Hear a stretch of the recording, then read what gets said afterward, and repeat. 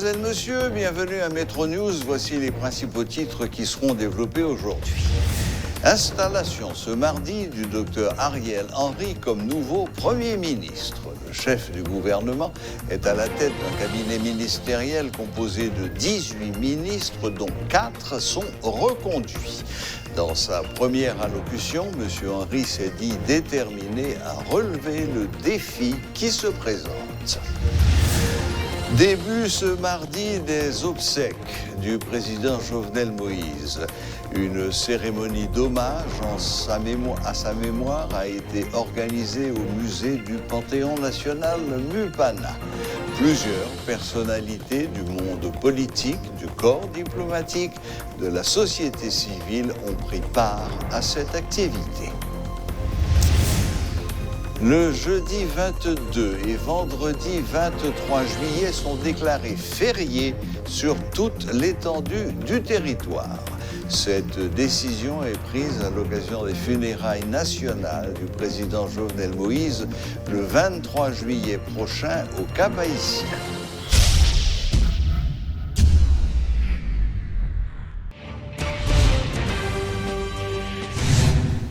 Le Premier ministre, le docteur Ariel Henry, avait rendu public lundi son cabinet ministériel qui est composé de 18 ministres, dont 4 sont reconduits. Selon le nouvel arrêté publié lundi soir, les citoyennes et citoyens Claude Joseph pour le ministère des Affaires étrangères, Marie-Greta Roy-Clément pour le ministère de la Santé, Michel Patrick Boisvert pour le ministère des Finances et Rockefeller Vincent pour le ministère de la Justice resteront en poste dans le nouveau gouvernement. Ce cabinet ministériel compte 14 nouvelles figures issues de la classe politique, de l'administration publique et de la société civile. L'arrêté nommant le cabinet ministériel a été publié lundi soir dans le journal officiel Le Moniteur. Le cabinet ministériel du Premier ministre est ainsi constitué. Le citoyen Ariel Henry est nommé ministre des Affaires sociales et du Travail. Le citoyen Claude Joseph, ministre des Affaires étrangères et des cultes. Le citoyen Simon Dieusseul Dérat, ministre de la Planification et de la Coopération externe. Le citoyen Patrick Michel Boisvert, ministre de l'Économie et des Finances.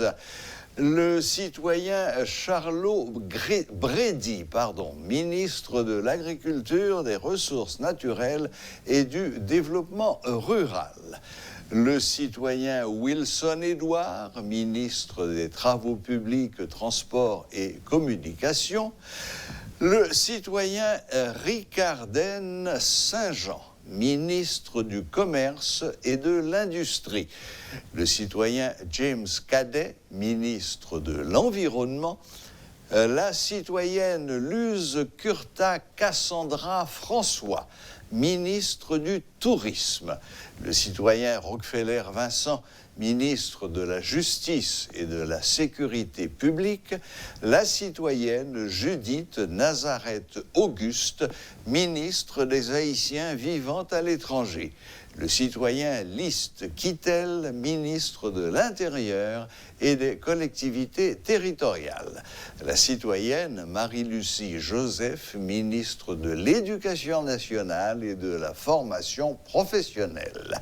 La citoyenne Marie-Greta Roy-Clément, ministre de la Santé publique et de la Population.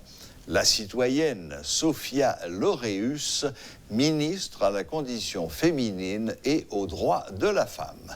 Le citoyen Patrick Pétrix Justin, ministre de la Jeunesse, des Sports et de l'Action civique. Le citoyen Jean-Emmanuel Jacquet, ministre de la Culture et de la Communication. Et enfin, le citoyen Hénold Joseph, ministre de la Défense. Aujourd'hui, mardi 20 juillet, lors d'une cérémonie qui s'est tenue dans les locaux de la primature au bicentenaire, le docteur Ariel Henry a donc officiellement pris ses fonctions de Premier ministre d'Haïti. Lors de cette cérémonie, il a présenté son cabinet ministériel. L'un de nos reporters était sur place pour suivre ce qui se passait. Il est maintenant avec nous et il va nous faire un compte-rendu de cette journée. Bonjour Jean-Jules Desaugustes. Bonjour, bonsoir Serge Clan, bonjour, bonsoir à tous et à toutes. Bon, alors donc, ça se passait cet après-midi au bicentenaire. Oui, le 20 juillet, c'était une journée tant attendue dans le climat actuel, dans la circonstance sociopolitique actuelle où un président est mort, assassiné, où il y avait deux premiers ministres qui se battaient pour prendre les rênes du pouvoir, si vous voulez assurer la continuité de l'État. Il y avait d'abord d'un côté le Premier ministre Haï, démissionnaire, donc le docteur Claude Joseph, et puis de l'autre, le Premier ministre nommé, le docteur Ariel Henry, qui a pris fonction officiellement, donc dans les locaux de la primature au bicentenaire, avec de hauts dispositifs sécuritaires, parce que l'on sait que cet environnement, et c'est un environnement qui est très fragile, très insécure s'il le faut, donc avec surtout... C'est le moins qu'on puisse dire, oui, c'est devenu pratiquement une zone de non-droit que tout le monde fuit. Presque, et c'est pourquoi presque toutes les unités de la police nationale d'Haïti ont été déployées, et même l'armée a été déployée dans les parages de la primature pour sécuriser cette cérémonie d'installation et de prise de fonction du docteur Ariel Henry comme Premier ministre d'un gouvernement qu'il appelle un gouvernement consensuel et inclusif, comme la communauté internationale le souhaitait, bon, même si l'opposition a peut-être un avis contraire sur la question. Oui, ils l'ont déjà fait savoir. Bon, donc si j'ai bien compris, comme on l'a annoncé dans les titres, dans ce nouveau gouvernement, 4 ministres de l'ancien gouvernement, celui de Ariel Joseph, ont été reconduits, à commencer par Ariel Joseph lui-même, qui retrouve donc son poste de ministre des Affaires étrangères. Oui, le docteur Claude Joseph, qui était Premier ministre, d'abord, avant qu'il était ministre des Affaires étrangères, qui a assuré l'intérim. Donc, lorsque le Premier ministre d'alors, Joseph Jout, a démissionné, lui, il était là pour un petit temps. Donc, comme on dit encore, un petit bout de temps. C'était un Premier ministre intérim, comme on le dit. Mais il a passé 3 mois au pouvoir. Il a assuré la continuité de l'État lors de l'assassinat du président Jovenel Moïse le 7 juillet dernier. Mais il a réintégré ou intégré le nouveau gouvernement comme ministre des Affaires étrangères et des cultes, donc de ministre à Premier ministre, de Premier ministre à ministre des Affaires étrangères encore. Il a retrouvé son ancien job, donc. Absolument, mais l'autre effet qu'il faut souligner, signaler aussi, c'est qu'il y a 3 autres membres de l'ancien gouvernement qui ont été reconduits. C'est la ministre de la Santé publique et de la Population, c'est le ministre de l'Économie et des Finances, c'est aussi le ministre de la Justice et de la Sécurité publique. En tout, 4 ministres ont été reconduits dans le nouveau gouvernement. Mais l'autre fait à souligner et à signaler aussi, c'est la présence d'une figure politique majeure dans ce gouvernement, c'est l'ancien président de l'Assemblée nationale.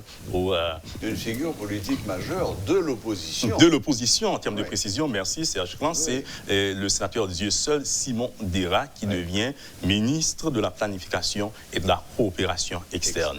C'est pour certains une grande image d'ouverture vers l'opposition à partir de la présence du sénateur Dieu seul, Simon Dera, dans ce gouvernement. Mais c'est ce matin encore, nous parlons de la matinée du 20 juillet, que le sénateur Youri Latortue a confirmé pour Métropole, ou sur Métropole, que Petite Dessalines a aussi un membre dans ce gouvernement. Là, nous reprenons le sénateur Youri Latortue qui a confirmé sur Métropole qu'à côté de la présence de Dieu seul Simon Dera, ancien président de l'Assemblée nationale, ancien opposant farouche au président Jovenel Moïse, il fait partie de ce gouvernement, mais il y a aussi la présence de membres du parti Petite Dessalines au sein de ce gouvernement. Nous reprenons, comme nous l'avons dit, Est-ce qu'on sait qui c'est? Il devrait être celui qui occupe le poste de ministre de l'Intérieur, mais reste à confirmer. Mais ce qui est sûr, un membre. Nous le reprenons, un membre de Petite Dessalines qui fait partie de ce gouvernement, et Serge Clan, pour répéter le sénateur Guillaume Latortue, membre de la direction politique de l'opposition et président de AAA. C'est ce qui permet sans doute de parler d'un gouvernement de consensus. Peut-être le Premier ministre Ariel Henry sait très bien ce dont il parle quand il fait mention d'un gouvernement consensuel et inclusif. Mais revenons maintenant à la cérémonie. Alors, comment ça s'est déroulé? D'abord, qui était présent? Est-ce qu'il y avait d'autres politiciens connus de l'opposition modérée ou, enfin, opposition radicale, j'imagine, qui ne sont pas venus? Est-ce que le corps diplomatique était représenté? Est-ce qu'il y avait des membres de la société civile que vous avez pu remarquer? Y avait-il des sénateurs présents, à commencer par le premier? On n'a pas vu, si vous voulez, les visages, les figures emblématiques de l'opposition au cours de cette cérémonie. Si vous voulez, la direction politique de l'opposition, du secteur démocratique, non. On ne les a pas remarqués. Aucun visage. Même pas les modérés. Peut-être pas les plus connus, tout simplement. Ceux-là qui ont pignon sur rue, on ne les a pas remarqués. Maintenant, s'il y avait peut-être des jeunes qui font leurs premières armes, on ne sait pas, mais les visages connus que tout le monde connaît de l'opposition radicale qui est dans l'opposition radicale face à ce qui se fait aujourd'hui, qui croit qu'il faudrait y avoir un accord politique avant que l'on ne forme un gouvernement. Non, ces visages-là n'étaient pas présents. Donc, ces partis, ces structures-là n'étaient pas représentées. Maintenant, en ce qui a trait au corps diplomatique, on n'a pas remarqué le visage connu non plus des ambassades formant le corps groupe. Non, d'ordinaire, quand dans une cérémonie, il y a la présence de ces ambassades, il y a un protocole bien spécifique pour les recevoir. Il y a des dispositifs sécuritaires aussi et relatifs. C'est pas qu'on n'ait pas mis en place de hauts dispositifs sécuritaires, mais quand il y a des diplomates connus, pignons sur eux, on les remarque aussi. Bon. On a remarqué certains étrangers, peut-être de la presse étrangère, mais en ce qui a trait au corps diplomatique, non. Peut-être reste à savoir ou bien à faire sortir un communiqué pour confirmer, oui, il y en avait eu, mais pas les plus connus, ou bien les personnalités du BINU, ou bien de l'ambassade américaine, de la France. Non, on n'a pas remarqué. Pour nous qui avons été sur place pour la métropole. Vous dites bien, on n'a pas remarqué, vous... Il reste quand même une petite porte entrouverte. Oui, parce qu'on n'a pas eu... On n'a pas eu la liste de présence sociale, je crois. Vous prenez soin de dire on n'a pas remarqué, vous ne dites pas il n'était pas là. Bon. Et voilà, reste à confirmer tout ça avec les organisateurs. Merci beaucoup, Serge Clan. Merci. C'est bien. Bon, donc c'était presque une cérémonie intime, alors, si je comprends bien. Non, ce n'est pas une cérémonie à huis clos non plus, ni intime, parce que la presse nationale et internationale était là. Donc, pour couvrir l'événement, certaines stations de radio, certaines chaînes de télévision retransmettaient en direct depuis la primature donc, cette cérémonie. Et puis, les réseaux sociaux également qui se mêlaient de la partie. Et puis, on en parle, parce qu'on était là, pour Métropole, on en parle. Et il y a eu quelques, on dirait, centaines de personnes à prendre part à cette cérémonie, avec les 18 ministres ayant pris fonction aussi avec leur Premier ministre, le docteur Ariel Henry, qui se donne pour mission d'organiser des élections crédibles, honnêtes et démocratiques, de passer le pouvoir à un gouvernement sorti des élections et il croit que c'est à la valeur, à la faveur du combat que l'on va mener, que l'on gagnera les élections. Aucun favoritisme ne sera de mise lors de l'organisation des prochaines joutes électorales. Et il promet aussi d'accompagner la police nationale d'Haïti pour permettre de rétablir un climat de sécurité propice à l'organisation des élections, propice à l'investissement économique, surtout dans le pays, mais surtout de donner justice au président assassiné, le président Jovenel Moïse, qui a été fauché le 7 juillet dernier dans les conditions que nous connaissons. D'ailleurs, vous me disiez juste avant cette entrevue que cette cérémonie d'installation du Premier ministre avait commencé par une minute de silence à la mémoire de Jovenel Moïse. Oui, le premier personnage de la première personne a demandé une minute de silence. C'est le maître de cérémonie, le secrétaire d'État à la communication de l'ancien gouvernement. Personne ne sait s'il va garder sa place, mais en tout cas, il est intervenu comme maître de cérémonie pour d'abord inviter à Antonella Dessalines, ensuite observer une minute de silence en mémoire du président assassiné Jovenel Moïse. La deuxième personnalité, c'est le Premier ministre, le docteur Ariel Henry, qui au début de son intervention, son discours de circonstance aussi, a demandé au public d'observer une minute de silence en mémoire du président Jovenel Moïse, qu'il a nommé le 5 juillet dernier et dans moins de 48 heures, qui allait perdre sa vie dans les circonstances tragiques que nous connaissons et qui n'a pas pu même installer ce Premier ministre qu'il a nommé. Et voilà. Eh bien, merci Jean-Jules, merci de ce compte-rendu de ce qui s'est passé ce matin. Donc je résume, cérémonie avec uniquement les membres du nouveau gouvernement. Et d'autres participants. Pas de présence d'hommes politiques connus, non. Ni de l'opposition modérée, et encore moins de l'opposition radicale. Apparemment, également, absence de membres du corps diplomatique, ce qui est quand même un peu surprenant. Parmi s'il y a confirmation. Non, absolument. J'ai bien dit apparemment. Ouais. Voilà. Et également dans le secteur des affaires, pas de personnalité connue non plus. De la chambre de commerce, non, pas de visage connu. D'accord. Et voilà ce qu'on peut dire. Bon, eh bien, voilà, merci. Le docteur Henry a fixé le cap. Il a dit clairement ce qu'il comptait faire. Organiser les élections reste quand même la priorité des priorités. Rétablir un climat de confiance, recherche de consensus. Il a dit d'ailleurs qu'il allait continuer les rencontres. Prendre son bâton de pèlerin pour aller à la rencontre des autres. Exactement. Trouver un accord largement large pour créer le consensus nécessaire.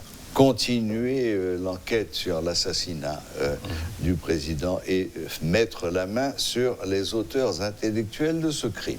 Absolument, matériel, intellectuel et autres. Parfait. Merci beaucoup Jean-Jules. Bonne continuation. Merci Serge Clan et à bientôt. Voilà, c'était donc Jean-Jules Desaugustes qui nous faisait un bref compte-rendu de cette cérémonie d'installation du docteur Ariel Henry comme nouveau Premier ministre officiel, lui et son gouvernement de 18 membres. Le représentant du secteur dit démocratique et populaire, Maître André Michel, qualifie d'ingérence les actions posées par la communauté internationale dans la politique interne du pays. De son côté, le sénateur Ricard Pierre estime qu'il s'agit d'agression internationale. Des membres de ce secteur appellent à un soulèvement populaire pour prendre le destin du pays en main car, indique-t-il, le nouveau gouvernement est inconstitutionnel. Une formule consensuelle sera bientôt soumise. Parallèlement, d'autres membres du secteur lancent un appel à une concertation entre toutes les forces vives du pays en vue de trouver une solution haïtienne à la crise. Suivez ce reportage de Rodolphe Pierre-Louis. C'est dans cette ambiance qu'a débuté cette énième rencontre avec la presse du secteur dit démocratique et populaire.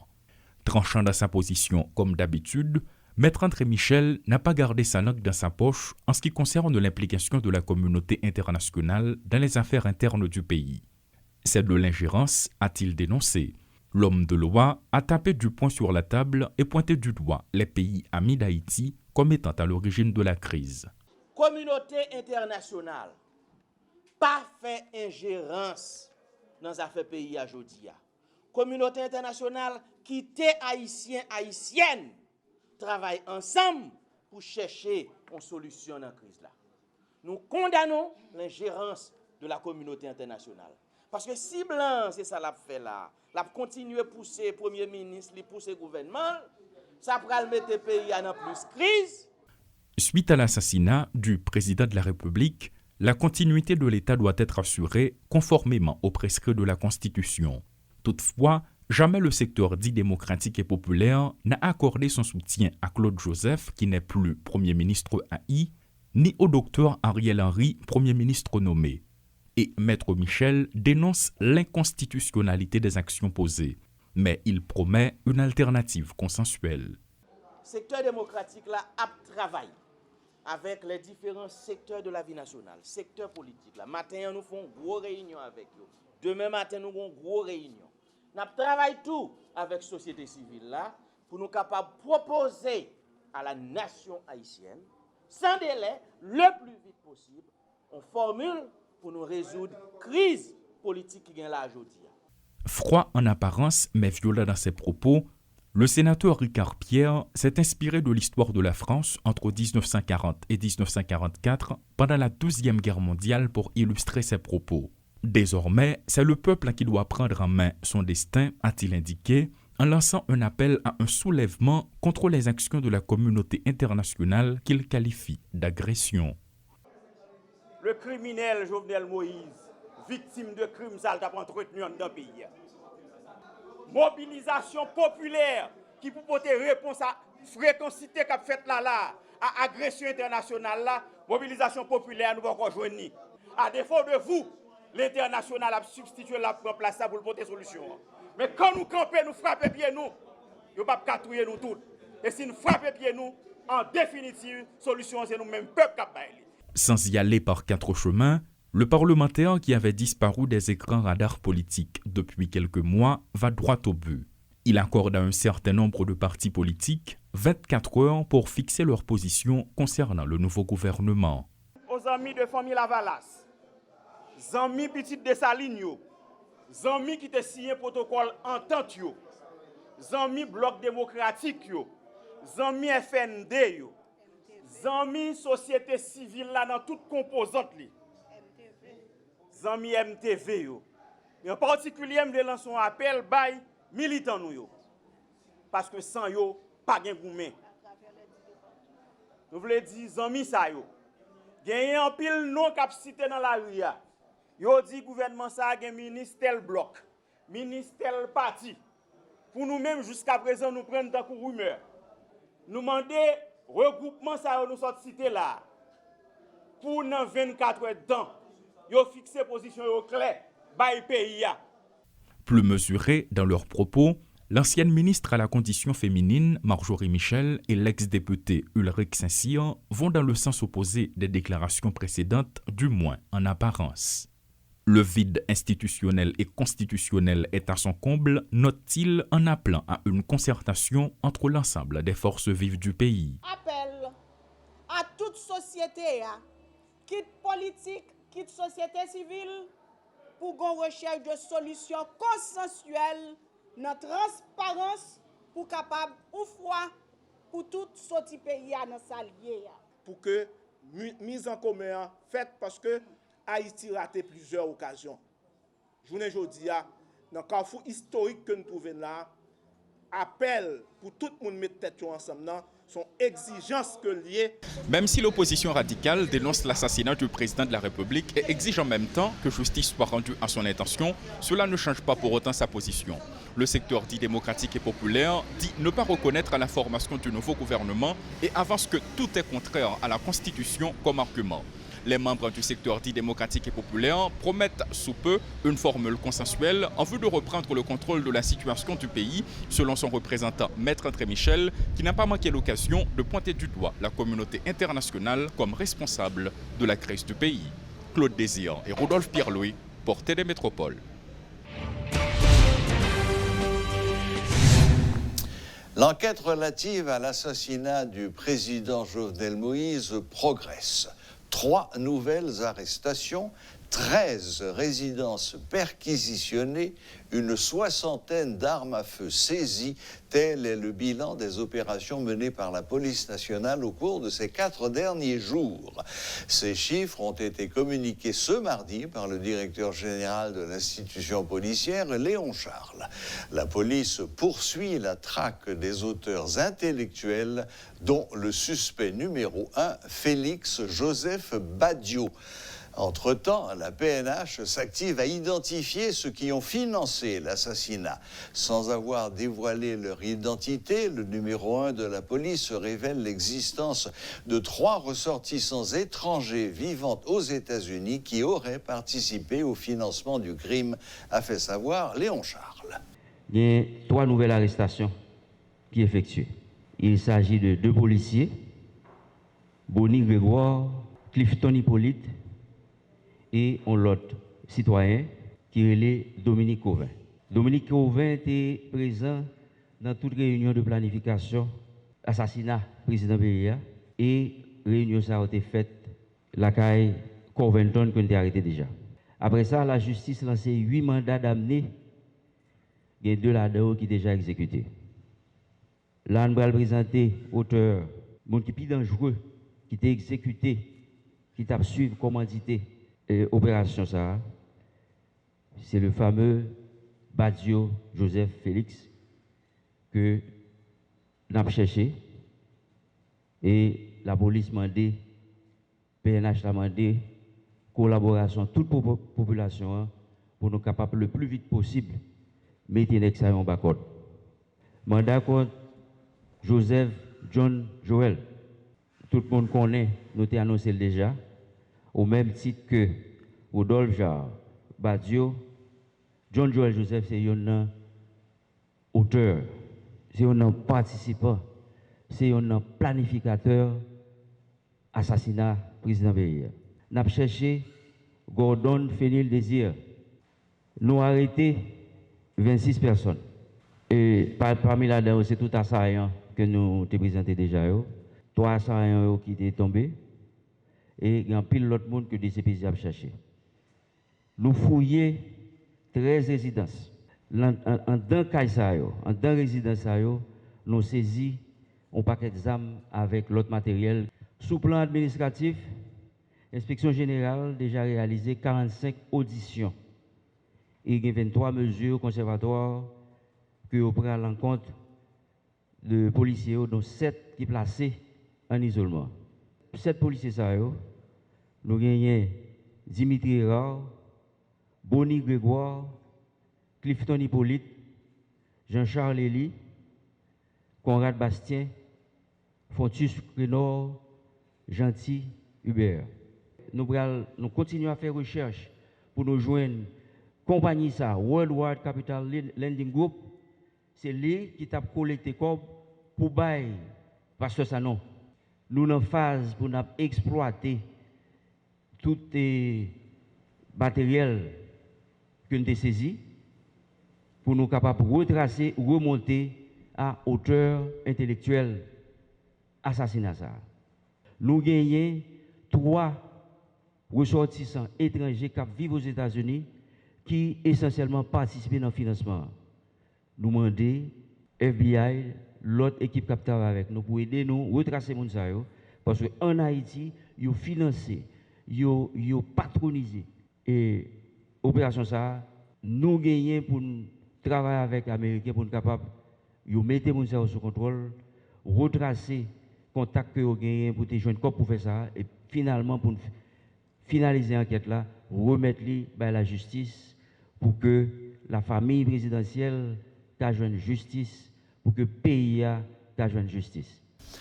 L'ex-sénateur Yuri Latortue assure que les policiers en charge de la protection du chef de l'État sont les premiers responsables du crime. Ancien officier de l'armée et de la police, M. Latortue soutient que les commandants des unités formant le système de protection du chef de l'État doivent répondre aux questions des enquêteurs. 4 unités spécialisées sont impliquées dans la sécurité rapprochée du président de la République. Le CIMO, l'USGPN, le CAT-TIM et l'USP. On est commandant de l'USGPN, quelqu'un qui se présente et dit, est-ce que vous avez un rendez-vous? Vous n'avez pas de rendez-vous? On vous chasse. Quel que soit le pays dont vous venez. Parce que lorsqu'on assure la sécurité du président, c'est le premier personnage de la nation et qu'on a compte à rendre qu'avec le président. Le directeur général de la police ne peut pas ordonner à un agent de l'USGPN qui est un policier de laisser entrer quelqu'un au palais. Il y a eu le décret d'août 1995 qui a fait de l'USGPN une unité spéciale dont le fonctionnement dépend du président de la C'est-à-dire, il n'y a... Pour arriver chez le président, il y a 4 périmètres.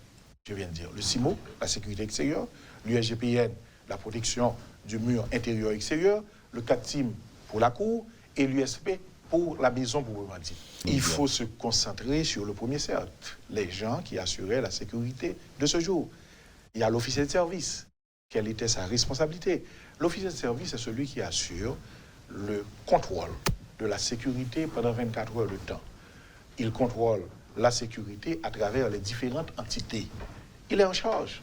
Donc, il faut commencer par ces gens, trouver l'information pour remonter maintenant aux autres. Maintenant, si on ne reçoit pas d'informations, eh bien, on parle d'autres choses. C'est vrai que ces informations sont importantes, mais il faut commencer par le premier cercle périphérique. Et là, comme on faisait autrefois dans l'armée, ce sont les gens de service qui doivent répondre. Il faut que l'enquête soit bien menée. Aujourd'hui, on a une tendance de l'international qui veut tout faire pour nous. Et l'international fait comme bon lui semble, dépendant de ses intérêts. Moi, je viens de vous dire que la Colombie et les États-Unis ne peuvent pas les pays qui mènent l'enquête. Parce que tout s'est passé au niveau de la Colombie, tout s'est passé au niveau des États-Unis. Pourquoi les États-Unis peuvent envoyer des informations en Europe, dire qu'il y a des choses qui vont arriver? C'est parce qu'il y a des institutions qui travaillent, qui reçoivent ces informations. Pourquoi on n'a pas envoyé ces informations en Haïti? Pourquoi la Colombie n'a pas fait état maintenant de ces mercenaires dont on a changé leur mission? Et il y en a qui sont retournés en Colombie pour dire, écoutez, on a changé leur mission, ils ne vont pas retourner en Haïti. Pourquoi ces informations, on n'a pas transmis à travers l'Interpol? Aujourd'hui, j'ai dit, pour garder une certaine fierté, que c'est la DCPJ qui doit mener l'enquête, tout en ayant l'esprit ouvert pour recevoir des informations des autorités. Tenue ce mardi d'une cérémonie d'hommage en mémoire du président Jovenel Moïse à l'initiative du gouvernement sortant. Plusieurs personnalités du monde politique, du corps diplomatique et de la société civile ont pris part à cette activité au musée du Panthéon national.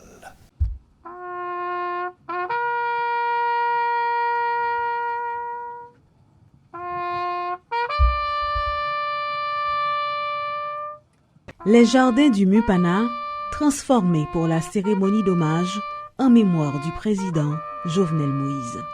Dans un décor aux couleurs nationales, une grande photo du défunt est exposée. Prières, chants, prestations de la fanfare des forces armées, l'émotion est palpable.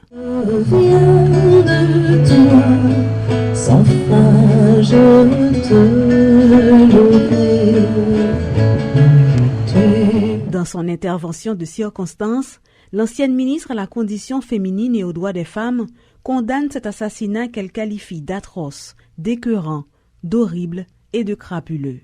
Marie-Ghislaine Montpremier peine encore à y croire.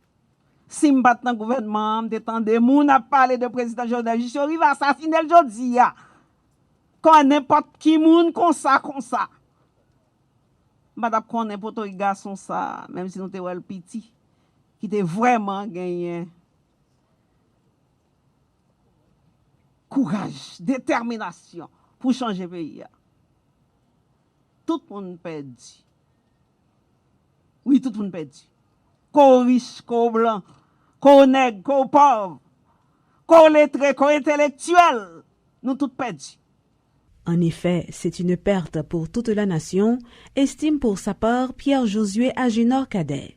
Dans un discours teinté de colère, l'ex-ministre de l'Éducation nationale rappelle qu'il a travaillé plus de 4 ans avec Jovenel Moïse, qui selon lui était un grand chef d'État.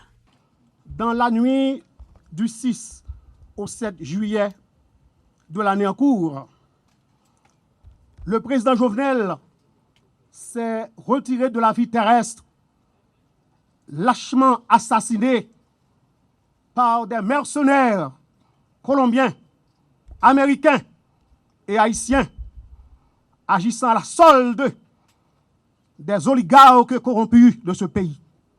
Le président est mort pour ses convictions politiques et sociales, pour ses idées de changement et pour sa vision du développement durable du pays, affirme l'ancien Premier ministre haï sans langue de bois. Pas question que ses projets soient ensevelis avec lui, persiste et signe le docteur Claude Joseph. Le sang du président Jovenel Moïse a coulé pour l'émergence d'une nouvelle Haïti. Jamais, plus jamais, de telles atrocités, de tels actes de barbarie ne doivent se reproduire sur le sol haïtien. Les assassins, les auteurs, les complices, les auteurs intellectuels de cet acte odieux doivent être poursuivis et traqués dans leur dernier retranchement, arrêtés et jugés conformément à la loi. Justice pour Jovenel Moïse, c'est le souhait de presque tous les intervenants à cette cérémonie d'hommage aux défunts. Aucun membre de la famille présidentielle n'a été remarqué à cette activité, mais plusieurs personnalités du monde politique, diplomatique et artistique avaient tenu à être présents. L'occasion pour le directeur du Bureau national d'ethnologie, Hérol Josué, de montrer ses talents d'artiste. Dis quoi, laissez aller, pas tourner encore, pas ouais, maintenant changer. Le vendredi, c'est les mois marché, ou le lundi, c'est les mois marché, oh, pito, pito, pito, pito, pito, papa, t'es là, ça fait nous tard. Dans le cadre de l'organisation des funérailles nationales du président Jovenel Moïse, le gouvernement démissionnaire a décrété les jeudis 22 et vendredi 23 juillet fériés sur toute l'étendue du territoire national. Au cours de ces 2 jours, l'administration publique, le commerce, les industries, les écoles resteront fermées, lit-on dans un arrêté publié le lundi 19 juillet dans le journal officiel de la République, Le Moniteur. Rappelons que les funérailles du président Moïse seront chantées le vendredi 23 juillet prochain dans la ville du Cap-Haïtien. D'autres cérémonies sont également prévues les 20 et 22 juillet en hommage au chef de l'État assassiné. Voilà, la boucle est bouclée. Merci de nous rester fidèles et à la prochaine, même heure, même chaîne.